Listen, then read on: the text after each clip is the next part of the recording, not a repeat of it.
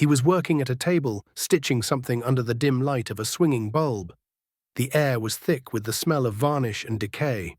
She took a trembling step closer, and then she saw what lay on the table. A body. Her body.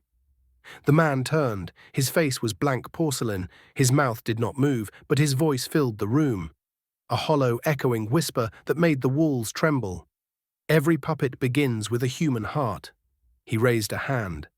The threads shone faintly in the air, connecting his fingers to her limbs. Eleanor tried to scream, but her jaw locked. Her body moved without her. A step forward. Another. The doll on the table smiled, and then everything went dark. The workshop was silent, or at least it seemed so. Eleanor's eyes flickered open to the dim glow of a single swinging bulb, casting long, tremulous shadows across the cracked floorboards. Dust floated lazily in the air, catching the faint light like tiny, wandering stars. She couldn't remember how she had gotten here. The memory of her flight through the house was a blur, a tangle of whispers and shadows, of threads brushing her skin like icy fingers. The doll waited on the workbench. Its glass eyes reflected the bulb's light, unnervingly alive, unnervingly knowing. Eleanor wanted to speak, to scream, to beg it to stop, but her throat refused. She tried to move, and her limbs obeyed only partially, jerking awkwardly, as though they belonged to someone else. Then she heard it. Not the soft whispers that had plagued her for nights, but a voice deep and resonant, filled with authority and something ancient. "Welcome, Eleanor. Your audition begins." The words vibrated through the air, through her bones. She felt them inside her skull, threading through the marrow of her body. And then she understood. This was no longer about fear. It was about control. Every movement she made was already observed, already manipulated. The workshop was full of eyes. Hundreds of them. Glass eyes, polished and glittering, embedded in dolls that lined the shelves from floor to ceiling. Some stared blankly, some seemed to follow her with impossible precision. And within their depths, Eleanor thought she could see faint flickers, shadows of people who had come before. Women, children, men, all distorted, all whispering silently in a chorus of agony. "Don't fight. We tried. We failed. Stay." She staggered backward, and the floorboards groaned beneath her weight. Her gaze fell on the workbench. Tools were arranged with meticulous care. Scalpels, chisels, carving knives, fine brushes. And on the center of the bench lay a half-finished doll, impossibly lifelike. Its skin glimmered faintly, almost wet. Its features twisted in silent terror. She knew immediately. It was her own likeness. A cold, metallic tang filled the air. Eleanor gagged, tasting the iron of blood that wasn't hers yet. She tried to retreat, but the threads returned, invisible silken strands coiling around her wrists and ankles, tugging her forward, forcing her to kneel before the workbench. Her body shuddered, every nerve burned, her limbs twitched unnaturally. A sharp, piercing pain shot through her shoulders, and suddenly she realized her skin was no longer entirely her own. Tiny, imperceptible shifts rippled across her forearms, like porcelain beneath flesh. The doll on the workbench smiled, and then she understood. She wasn't going to leave. The process began slowly, almost imperceptibly. First, a finger stiffened unnaturally. Then her jaw ached as though it were being reshaped. Whispers layered over one another inside her mind, the voices of previous souls trapped within the doll's porcelain shell.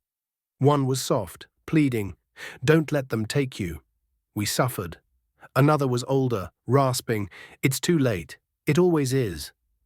The threads pulled tighter, and the puppeteer's presence manifested as a shadow over her shoulder.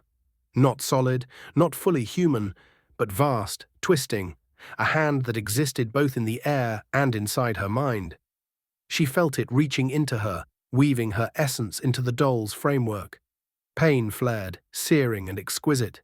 Her bones felt as though they were softening, reshaping themselves. Blood welled beneath her skin, coursing hot and heavy as her body began its transformation.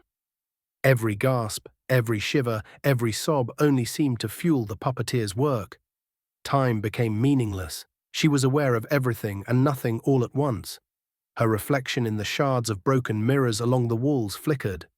At first, just her face, twisted with fear, then joined by the faces of all the souls before her, their eyes hollow, their mouths open in silent screams.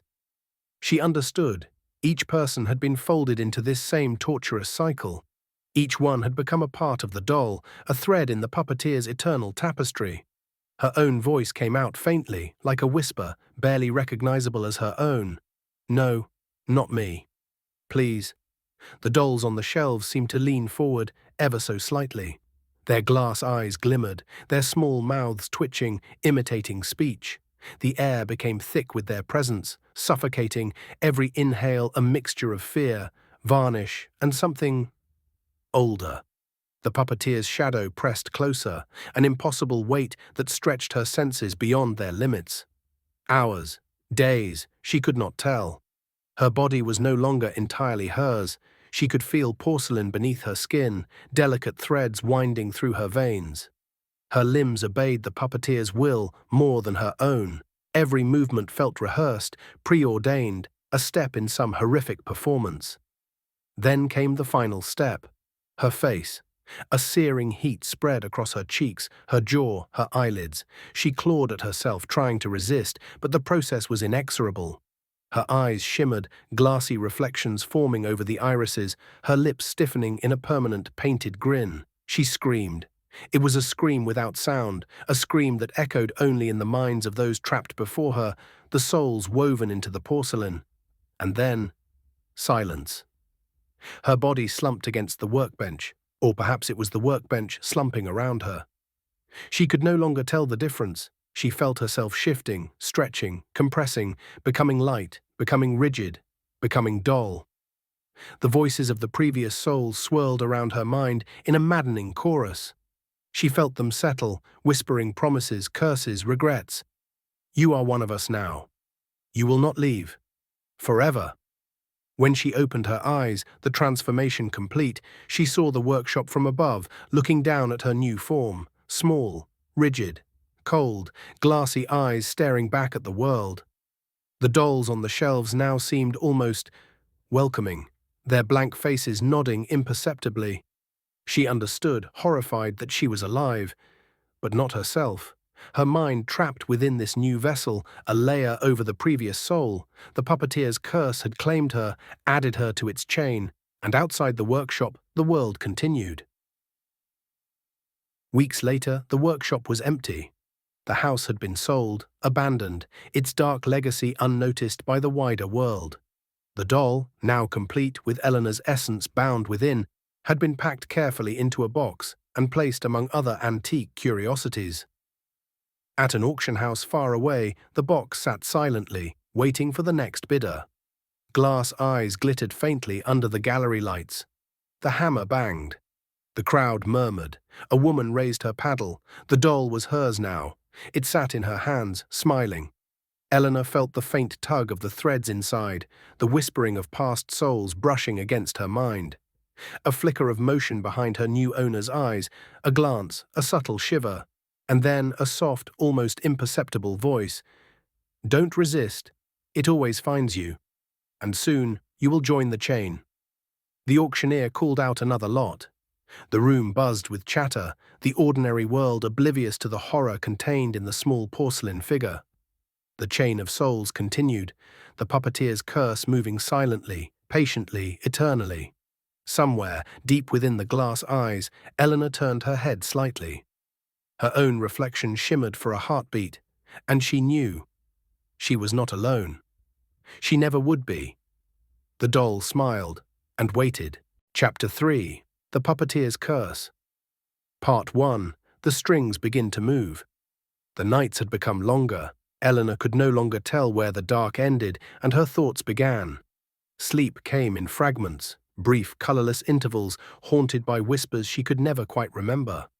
When she opened her eyes, the house always felt slightly different, as though it had been rearranged while she dreamed. A picture frame turned askew, curtains drawn when she swore she left them open. The doll never moved again, not visibly, but she knew it did. It was the only constant, the quiet eye at the center of her unraveling world. By the third night, the air itself began to hum, a faint vibration beneath her skin, like an invisible current threading through the walls. When she touched the banister, she could feel it, a low, pulsing rhythm, almost like a heartbeat. The house was breathing again. She stood in the hallway, clutching a candle, listening.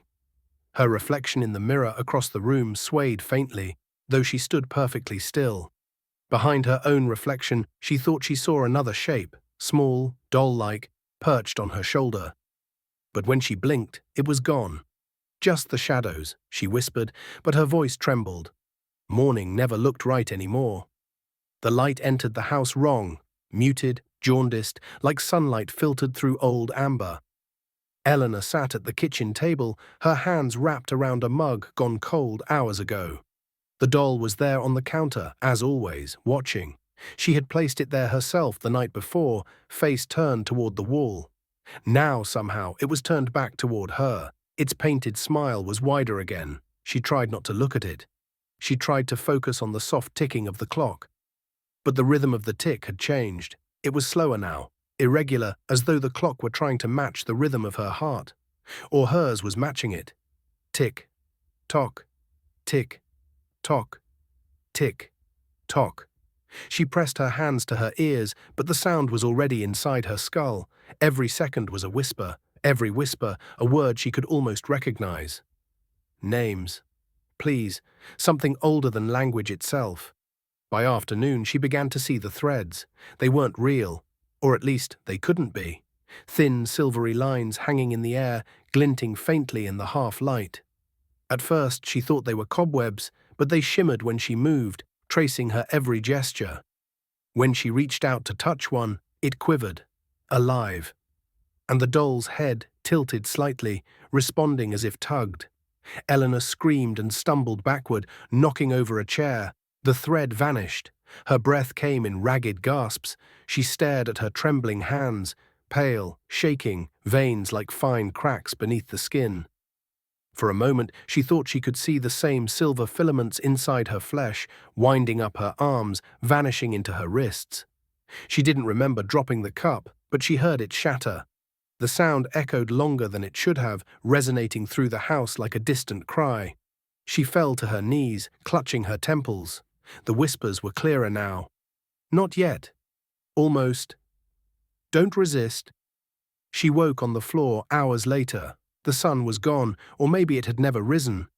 The house smelled of dust and candle wax. The doll sat on the windowsill this time, outlined by the dim orange of the dying day. Its eyes glinted like wet glass. She didn't remember moving it there. When she tried to stand, her knees buckled. Her head was full of voices, soft as silk and cold as bone. They spoke in layers, one childlike and pleading, another deeper, cracked with age and malice. Together they formed a kind of melody, the rhythm of the clock, the rhythm of the strings. In the reflection of the glass, she saw herself standing beside the doll. But her reflection wasn't still, it moved first. Her reflected self smiled faintly, head twitching at an unnatural angle, and behind that image, in the dim reflection of the room, a second figure appeared. A man's outline, tall, indistinct, made of shadow and dust. The puppeteer. She screamed and spun around, but there was no one there. Only the doll, its painted grin glimmering faintly in the gloom. "Stop it," she whispered. "Stop it. Leave me alone." The house exhaled.